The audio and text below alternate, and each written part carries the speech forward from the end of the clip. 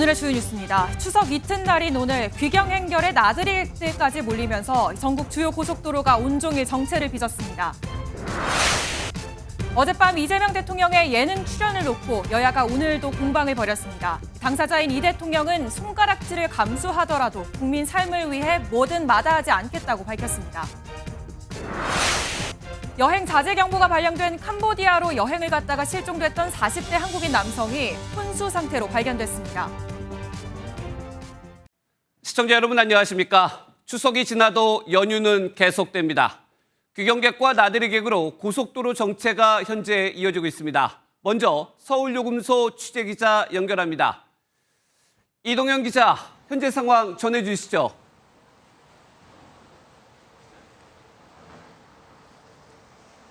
네, 저는 지금 서울요금소에 나와 있습니다.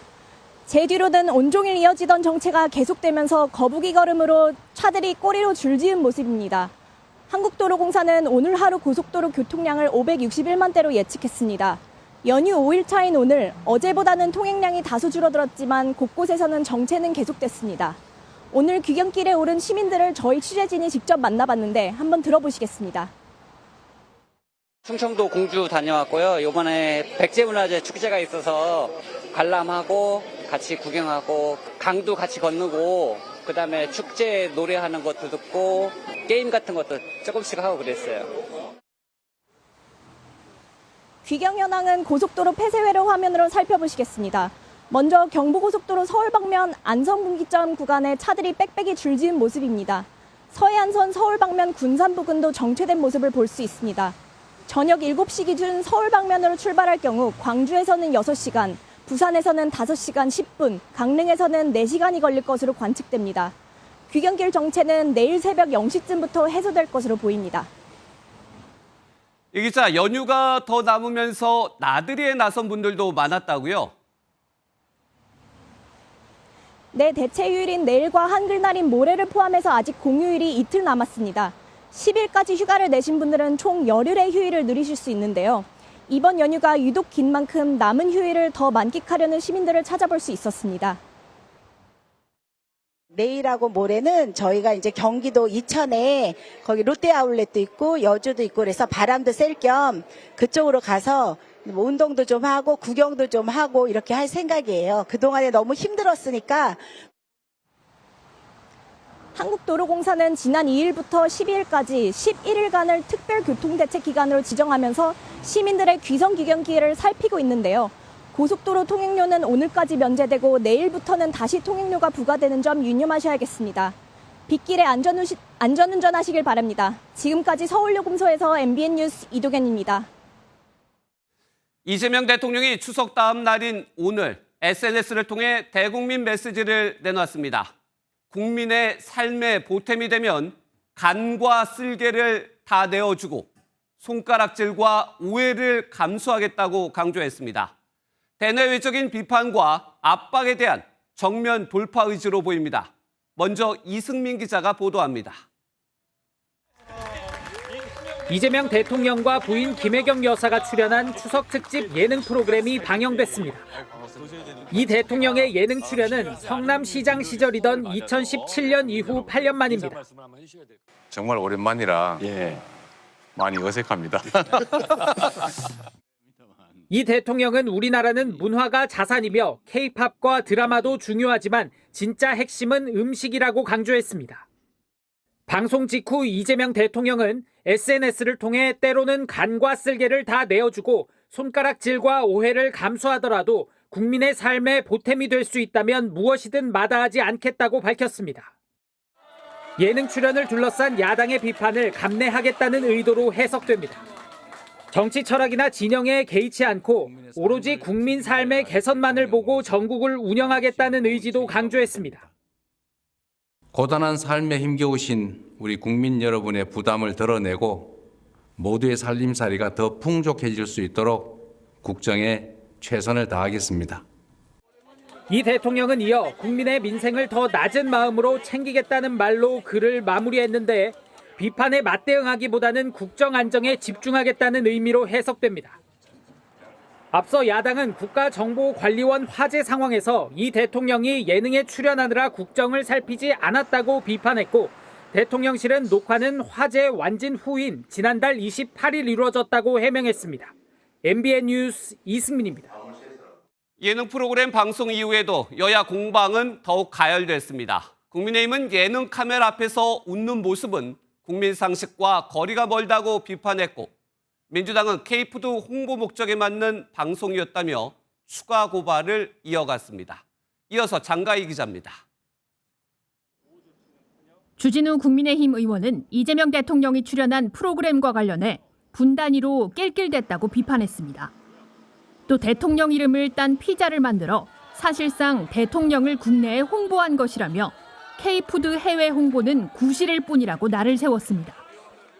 이준석 개혁신당 대표도 국가 시스템이 멈췄을 때 리더십은 웃음을 멈춰야 했다며 전쟁이 나도 냉장고를 옮길 것이냐고 목소리를 높였습니다. 야당의 공세 수위가 높아지자 민주당은 법적 대응을 이어갔습니다. 지난 5일 주진우 의원에 이어 이재명 대통령의 48시간 행적은 거짓이라고 글을 올린 장동혁 대표를 경찰에 추가 고발한 겁니다. 장동혁 대표는 그 이후에도 48시간의 행적은 결국 거짓이었다라고 하면서 허위사실에 의한 명예훼손을 저질렀습니다. 이에 장 대표는 제1야당의 입을 막는 건 곧 국민의 문제가 될 수 있다며 반발했습니다. 공포정치입니다. 모든 입을 털어막겠다는 것입니다. 모든 국민의 문제가 될 것입니다. 당 차원의 실랑이도 이어졌습니다. 민주당은 추석 민심밥상에 숟가락을 얹으려던 국민의힘의 시도가 실패했다고 비꼬았고, 국민의힘은 민주당이 대통령의 법률 대리인을 자처한다고 맞받아쳤습니다. 대통령의 예능 출연을 둘러싼 여야의 설전이 법적 분쟁으로까지 번지면서 양측의 극렬한 대립은 당분간 이어질 것으로 보입니다. MBN 뉴스 장가희입니다.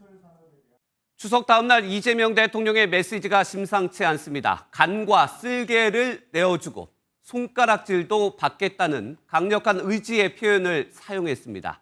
무엇을 겨냥한 어떤 의미인지 국회팀 김지영 기자와 뉴스 추적합니다.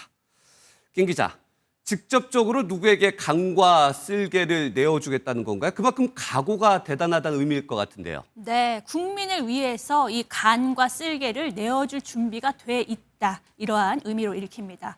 오늘 이재명 대통령 메시지의 핵심은 민생을 위해 모든 일을 하겠다는 건데요. 표현을 하나씩 살펴보면 때로는 간과 쓸개를 다 내어주고라는 비유가 있습니다.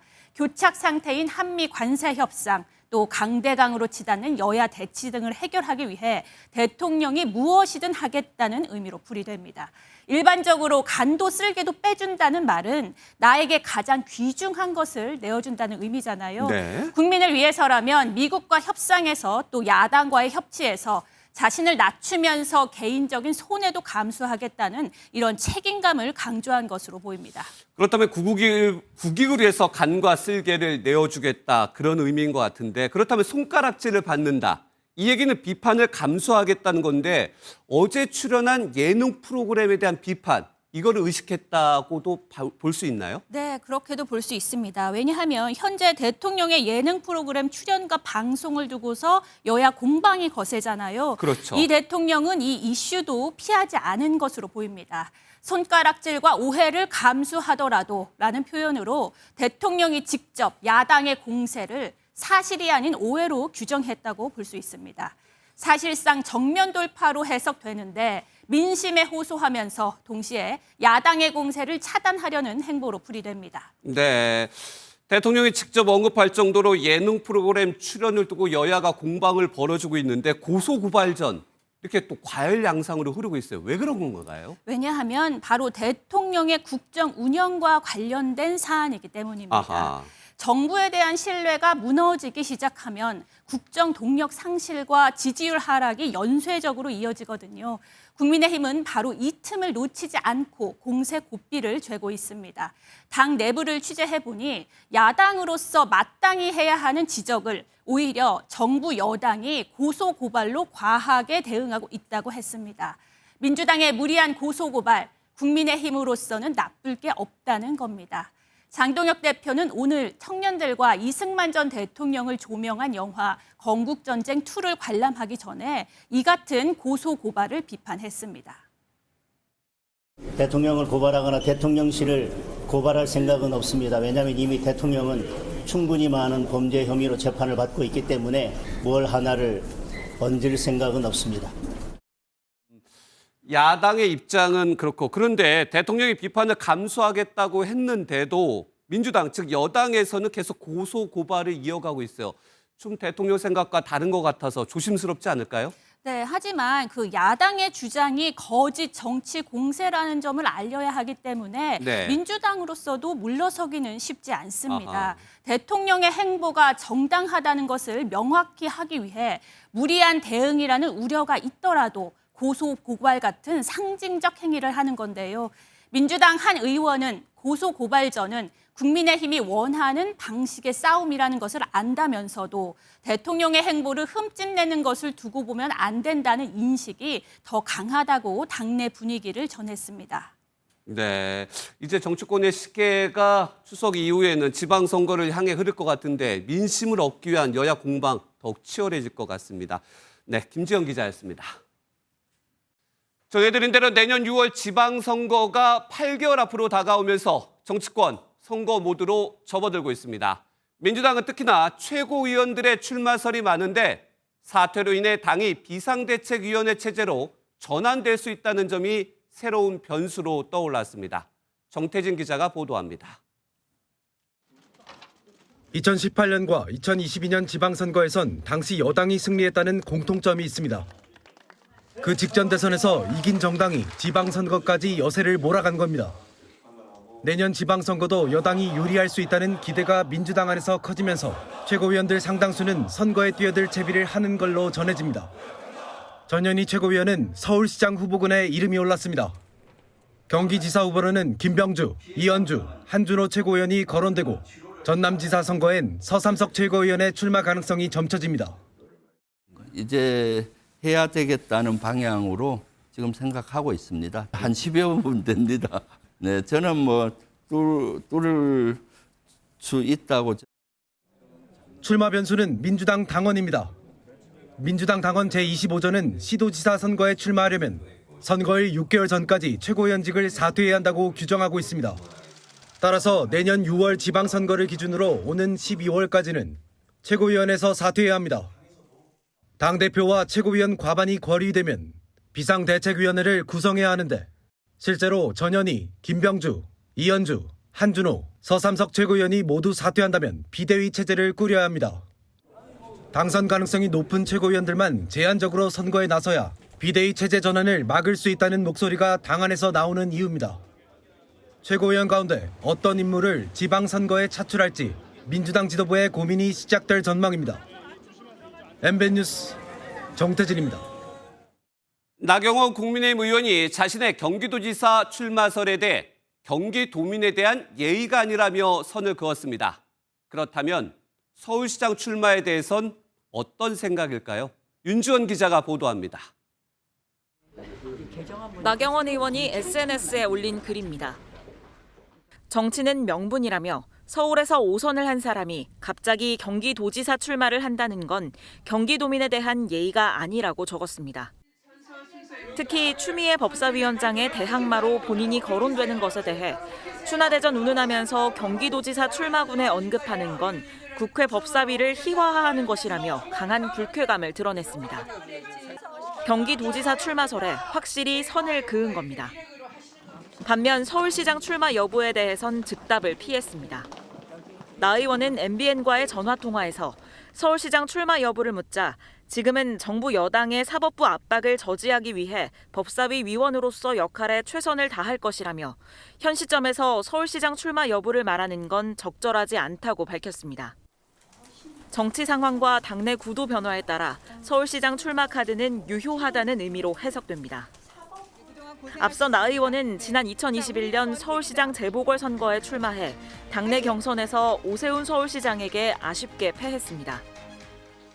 저도 하여간에 최선을 다했습니다. 머리도 묶고 운동화도 신고 할 건 다 했는데. 한편 최근 실시된 서울시장 선호도 여론조사에서 보수 야권 후보 가운데 나 의원은 16%를 얻어 18.7%의 오세훈 현 시장과 오차 범위 내에 있는 것으로 나타났습니다. MBN 뉴스 윤지원입니다. 가족들이 한자리에 모이는 추석 연휴, 캄보디아로 여행을 갔다 연락이 두절된 아들을 애타게 찾던 부모가 있습니다.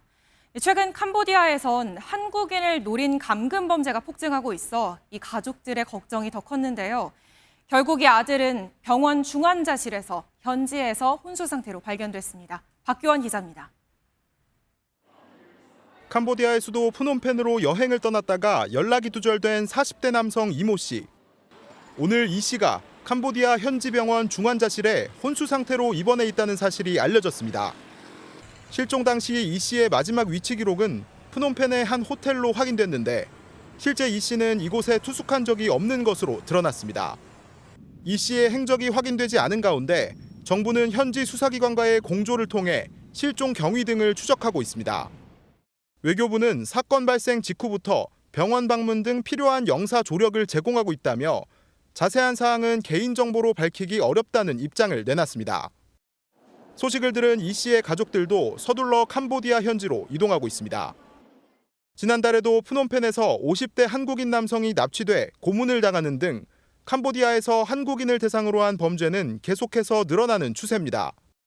외교부에 따르면 2022년 한 해 단 한 건이었던 캄보디아 내 취업 사기, 감금 신고 건수는 올해 8월까지만 무려 330건으로 늘어났습니다. 정부는 최근 캄보디아 내 한국인 피해가 증가하자 지난달 수도 프놈펜에 여행 자제를 권고하는 여행경보 2단계를 발령했습니다. MBN 뉴스 박규원입니다. 해외에서 우리 관광객 사고는 또 있었습니다. 이번엔 네팔 히말라야에서 40대 한국인 등산객 한 명이 숨진 채 발견됐습니다. 나흘 전 에베레스트 산에 눈보라가 덮쳐 수백 명이 고립됐는데 이 등산객도 하산 도중 눈보라에 갇히며 변을 당했습니다. 이상엽 기자입니다. 눈으로 뒤덮인 등산로를 따라 야크와 등산객이 대피합니다. 베이스 캠프에 친 텐트 주변에도 눈이 한가득 쌓여 있어 제대로 몸을 녹이기 어려워 보입니다. 下雪包括本地10年的话都没这么大，所以就是一些装备啊，包括雪可能下1-2个小时很多人衣服都能扛，但是让你顶10个小时徒步的话 지난 3일부터 히말라야 산맥 일대에 눈보라가 불어 등산객 수백 명이 산속에 고립됐습니다. 우리 국적의 40대 등산객 A씨도 지난 4일 메라피크봉 일대를 등반하고 내려가는 도중 눈보라에 갇혔습니다. 현지 구조대가 구조 헬기를 동원해 함께 등산하던 현지 안내인을 구조했지만 A씨는 구조되지 못하고 숨진 채 발견됐습니다. 네팔 현지 산악안내협회 측은 A씨가 추위에 장시간 노출돼 사망한 것으로 보인다고 밝혔습니다. 메라피크는 정상에서 에베레스트와 로체 등 히말라야 산맥의 고봉들을 감상할 수 있어 등산객이 몰립니다. 눈보라로 고립됐던 등산객 중 약 350명이 구조대원들의 도움을 받아 근처의 작은 마을로 대피했습니다. 아직 히말라야 산맥 일대에는 등산객 200여 명이 구조대원의 도움을 받아 대피 중인 것으로 알려졌습니다. MBN 뉴스 이상엽입니다. 오늘 새벽 부산에서 8중 추돌 사고가 발생해 3명이 다쳤습니다. 전남 완도에선 술에 취해 바다에 뛰어들었다 구조되는 일도 있었는데요. 추석 연휴 사건 사고 소식은 김영현 기자가 전하겠습니다. 도로 한가운데 멈춰선 승용차 앞부분이 심하게 부서졌습니다. 방향을 잃은 택시 주변에서 소방대원들이 분주히 움직입니다. 오늘 새벽 2시 50분쯤 부산 동서고가도로 주례램프 인근에서 8중 추돌 사고가 났습니다. 사고는 빗길에 미끄러진 택시가 중앙 분리벽을 들이받으면서 시작됐습니다. 이후 뒤따르던 승용차와 화물차 등 차량 7대가 잇따라 충격했습니다. 이 사고로 3명이 가벼운 부상을 입고 병원으로 이송됐습니다. 이제 첫 번째 차가 택시인데 빗길에 미끄러져가지고요. 이제 서버렸죠. 그러니까 뒤에 차들이 이제 새벽에 하니까. 오늘 새벽 3시 20분쯤 전남 완도군 완도항 인근 바다에 20대 여성과 30대 여성이 빠졌습니다. 해경은 신고 접수 6분 만에 이들을 구조했습니다. 이들은 다행히 다치지 않아 귀가했습니다. 경찰 조사 결과 술에 취한 20대 여성이 산책하다 바다로 뛰어들었고 구조에 나선 30대 여성이 뒤따라 바다에 들어간 것으로 확인됐습니다. 어제 오후 7시 15분쯤 전남 신안군 증도면의 한 갯벌에서 일가족 7명이 고립됐습니다. 해경은 구조대를 투입해 30분 만에 성인 4명과 어린이 3명을 구조했습니다. 구조된 일가족은 갯벌에서 해루질하다 밀물에 고립된 것으로 알려졌습니다. MBN 뉴스 김영현입니다. 성묘를 아직 못했거나 가을 산행 계획하신 분들 이번 뉴스 잘 보시고 조심하셔야겠습니다. 요즘같이 비가 자주 내리는 습한 날씨에는 버섯이 왕성하게 번식하는데요. 산에 가셨다 야생 버섯을 보셨다면 그냥 놔두시는 게 좋습니다. 강세훈 기자가 취재했습니다. 산 입구에 사슴뿔처럼 생긴 버섯이 눈에 들어옵니다.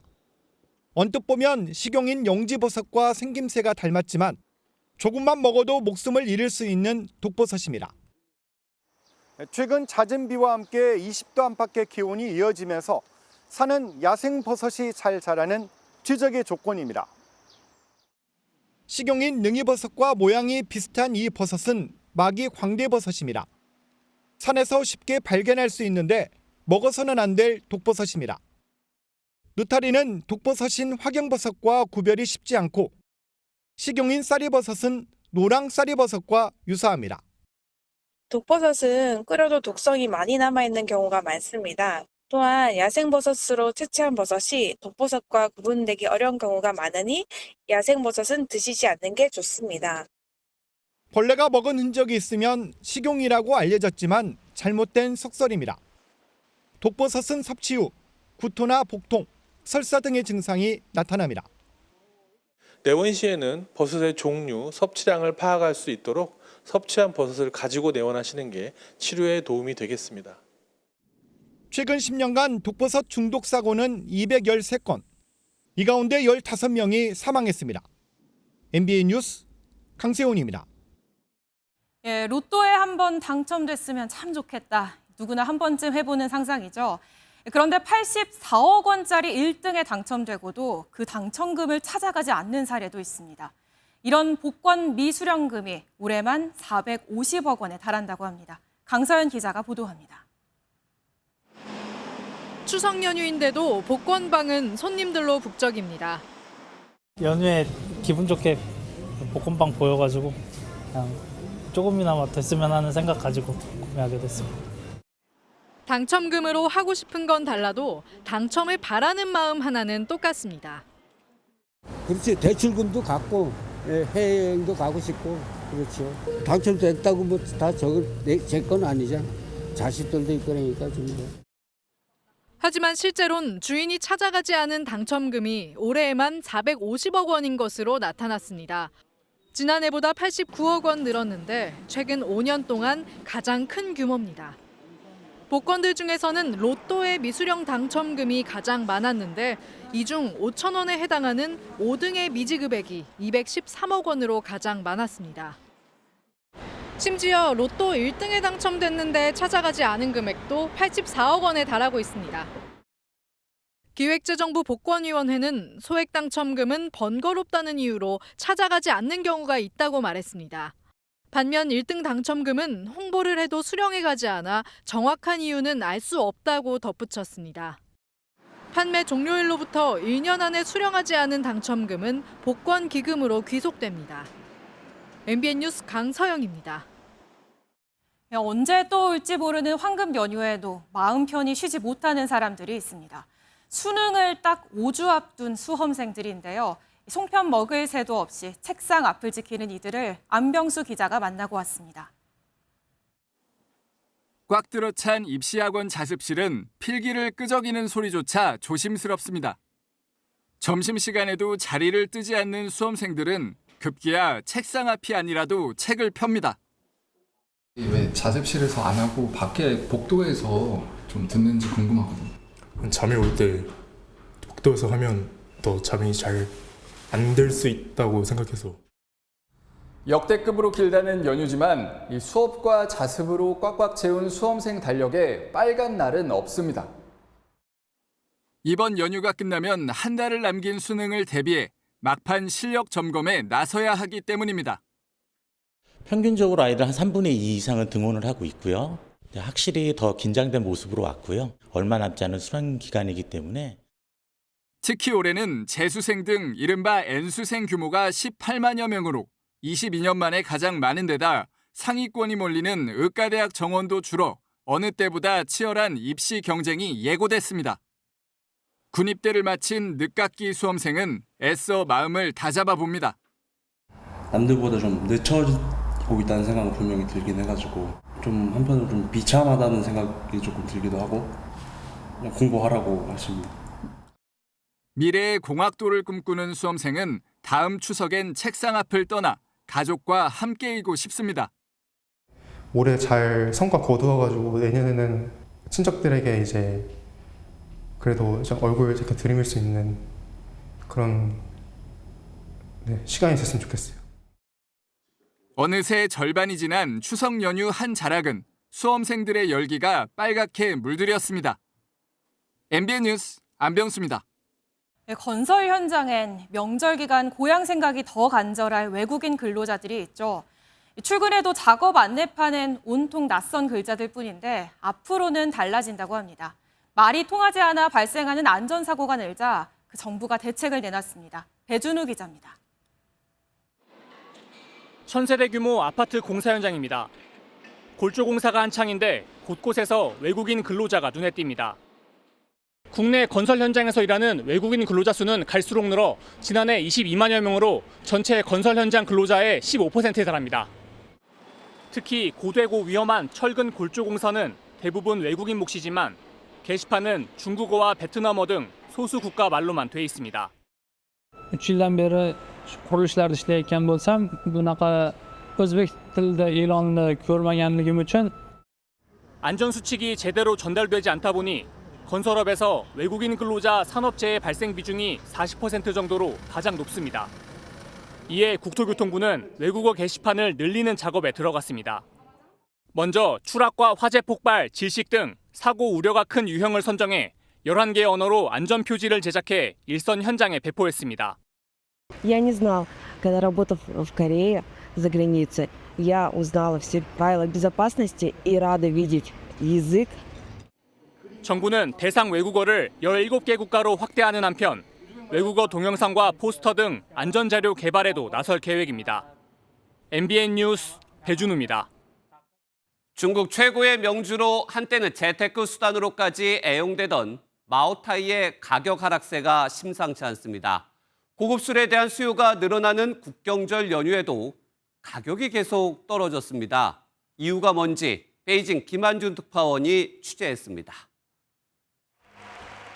김정은 북한 국무위원장과 시진핑 중국 국가주석의 지난 2018년 만찬 모습입니다.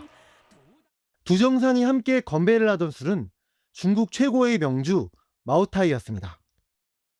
국빈에게 대접하는 술인 만큼 사두면 무조건 오른다는 믿음으로 중국 부유층에선 한때 마오타이를 재테크 수단으로 사재기하기도 했습니다.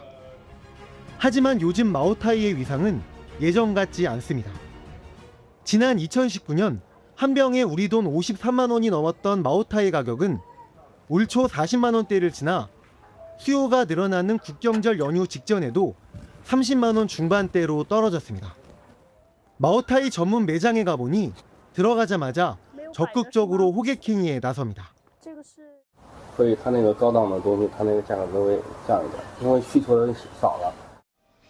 다른 매장의 분위기도 비슷합니다.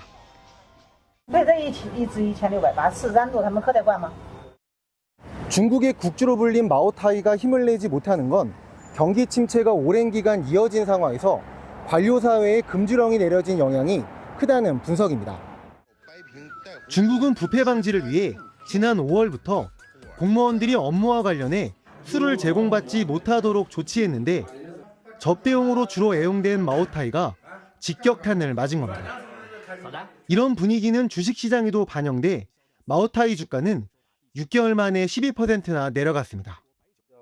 마오타이는 기존 초고가 이미지를 바꾸기 위해 최근 가격대를 낮춘 제품들도 출시했지만 추세를 바꾸기엔 역부족이라는 평가가 적지 않습니다. 베이징에서 MBN 뉴스 김한준입니다. 올해도 세계 최고 권위의 노벨상 시즌이 찾아왔습니다. 노벨 의학상엔 인간의 면역 체계를 연구한 3명이 선정됐는데 수상자인 미국인 박사 오지를 탐험 중이라 아직 소식을 모른다고 합니다. 이웃나라 일본은 30번째 노벨상 수상자를 배출했습니다. 이혁재 기자입니다. 영예로운 올해 노벨 생리의학상은 3명의 과학자, 미국의 메리 브론코와 프레드 램즈델, 일본의 사카구치 시몬에게 돌아갔습니다. 이들은 조절 T세포에 관한 서로의 연구를 보완하며 면역 체계가 적절히 조절되도록 하는 원리를 밝혀낸 공로를 인정받았습니다. 그런데 면역학 연구에 업적을 세운 램즈델이 아직 수상 소식을 모르고 있는 것으로 전해졌습니다. 램즈델의 소속 회사인 소노마 바이오테라퓨틱스 대변인은 통신이 연결되지 않는 곳으로 하이킹을 떠나 최고의 삶을 즐기고 있다고 설명했습니다. 램즈델의 동료도 미국 오지에서 여행을 즐기고 있는 것 같다고 전했습니다. 공동 수상자 브론코는 수상 소식을 알리기 위해 스웨덴에서 온 전화를 무시하기도 했습니다.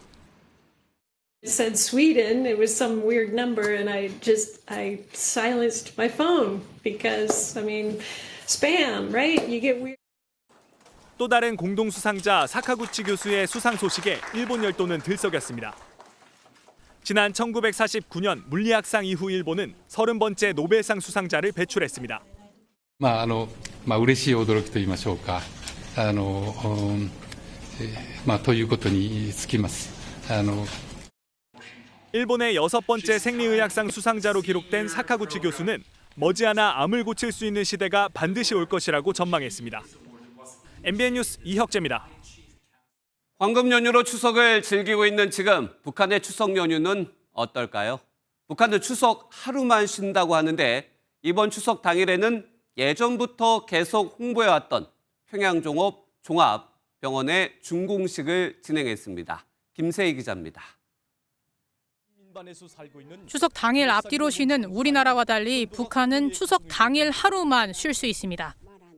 추석에는 우리나라처럼 성묘를 하고 가족이 모여 음식을 나눠 먹습니다.